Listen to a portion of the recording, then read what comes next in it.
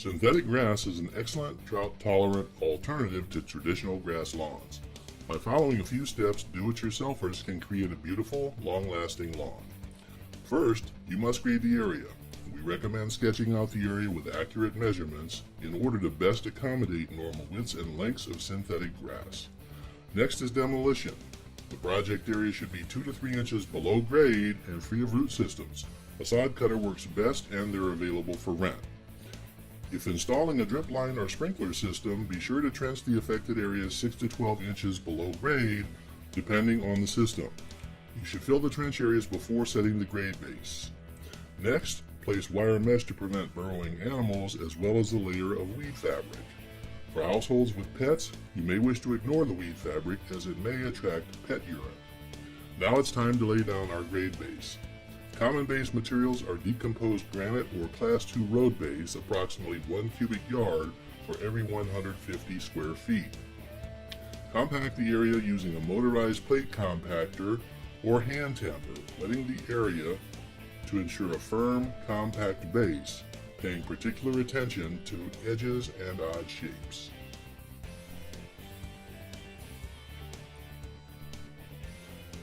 Next, we begin installation of the synthetic grass. Roll the turf over the base and cut each section. It's a good idea to leave a little extra length while you position the turf. Trim off the extra length once you have all the turf in position and are ready to cut the final shape. And make sure that you roll out the turf in the same direction each time, as artificial grass is grain directional.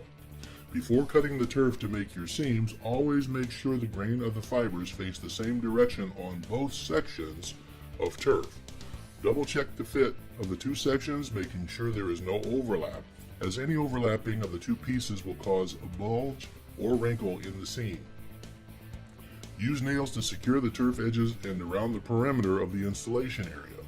These nails should be 3 to 6 inches in length to properly secure the grass to your base. Electro-galvanized or steel nails are suggested as you want the nails to rust, allowing them to expand and hold the turf more securely into the base. Tap in nails along the perimeter every 2 to 3 inches. Within the interior area of the lawn, it is also recommended that nails be placed in a grid pattern of about every 2 feet. If your lawn will receive heavy foot traffic, or if you notice the turf feels loose or wrinkled, additional nails can be used. When cutting turf around walls or odd shapes, keep the turf right on the edge and lay the turf flat on the ground, avoiding wrinkles. Make as many small cuts as necessary to do this. Remove any excess turf and work with smaller pieces, as it's much easier to maneuver without large pieces of turf hindering your movement. With your new lawn in place, it's time for infill. A drop spreader is typically used to evenly disperse sand infill into the turf fibers. Approximately 1.5 to 2 pounds per square feet of silica sand is recommended. Fill your drop spreader with sand and start at one corner of your lawn, just like spreading fertilizer on natural grass. Either walk in a circle until you reach the middle, or spread using up and down passes. The key is to spread the sand as evenly as possible. Finish the infill process with a final brooming, using either a stiff bristle brush, broom, or a power broom. Start from one end of the lawn, making smooth strokes against the grain over the entire area.